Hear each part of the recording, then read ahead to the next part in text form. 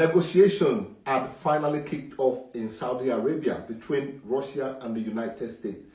Thank God for that. Some details have been released, have been published based on the talk. So far, so good. And I will discuss those details with you. A press conference is going to follow after today's talk between Russia and the United States. Look out for that update from me, okay?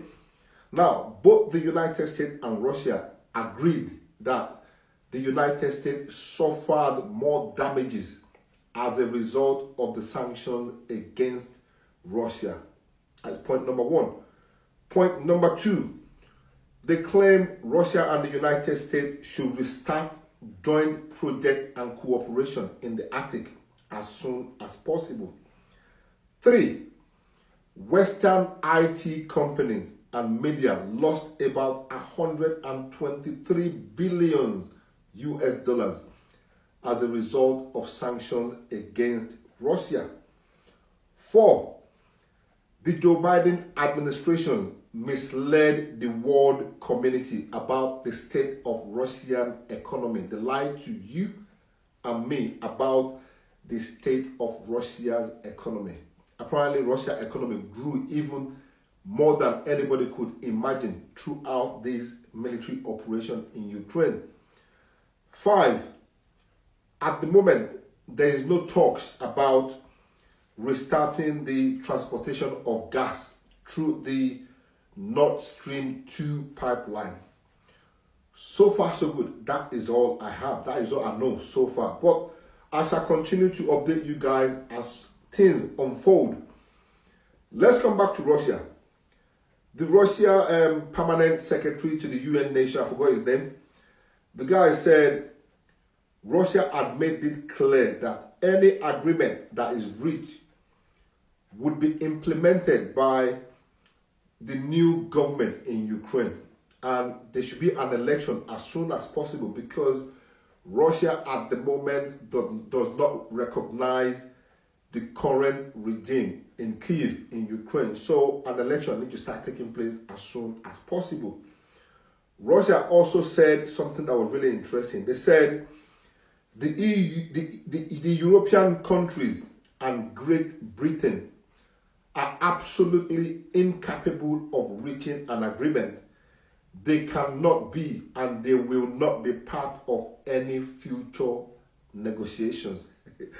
This is something the EU don't want to hear. This is something that has scared the EU so badly. But again, Russia had reinstated that the UK and the EU would not be part of any future negotiations because they cannot be trusted.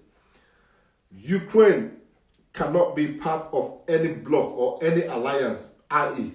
NATO or any alliance at all. They have to be demilitarized and neutral of everything.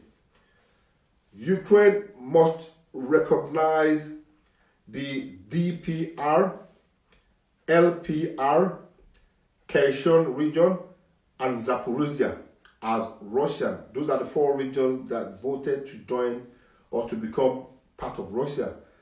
They said Ukraine must recognize those regions as Russian because they voted in a referendum to be part of Russia. Ukraine must start the process of an election to elect a new government that would implement any agreement that will be reached by the United States and Russia. They should start that process as soon as possible because the earlier the better. Russia is going to continue their offensive in Ukraine, even when they've drafted an agreement. Russia is not going to stop. Russia is going to keep moving. So it is better for Ukraine to start the process of an election now. The earlier, the better. But one thing that I now understand, that I can now confidently say, is that the European Union does not want this war to end. Germany had announced a new military package for Ukraine today. They want this war to continue. They want the Ukrainians to continue to die. They want the Ukraine economy to continue to be destroyed. Germany announced a new aid package for Ukraine today. tanks, military vehicles, artillery, and shells, and all that kind of stuff for Ukraine to continue fighting. On the back of that, Russia launched a massive drone strike on Ukraine overnight, just in the early hours of this morning, the 18th of February 2025. And ahead, a lot of damages was done. Watch out for that update. That is going to be my next update, okay?